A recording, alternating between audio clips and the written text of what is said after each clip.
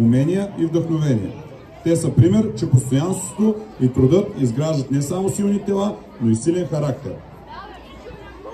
Васил Богданов е треньор в футболен клуб Асеновец 1922, които виждате зад вас с екипи от оранжев цвят и бял цвят. Господин Петко Черпанлиев, Кьокушин карате, Оками доджо, ляво от мен.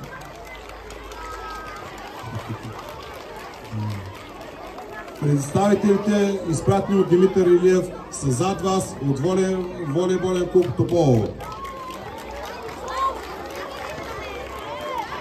Трифон Парушев, ръководител на клуб по спортни танци Кифоденс. Диан Гочев и Гергана Гочева, баскетболен клуб Асеновец 2005.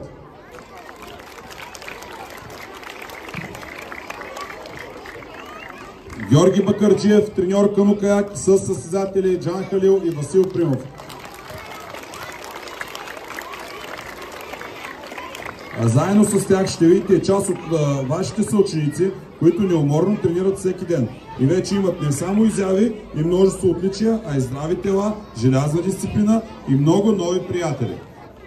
Освен спортните демонстрации и игри, сме ви подготвили една специална секция за здравословно хранене, където госпожа Шомова и нейните ученици ще ви дадат някои насоки как трябва да се храним, кога да спортуваме и като цяло кои са по-здравословните избори в нашето меню.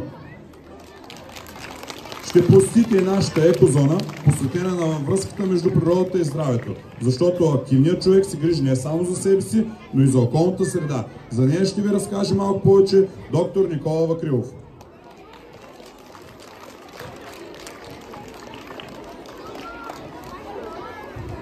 И ето тук на таблото до нас може да се насладите на някои арт-изпълнения, които са вдъхновени от спорта и здравословния начин на живот. Господин Диан Георгиев и неговите ученици подбраха тази изложба за вас.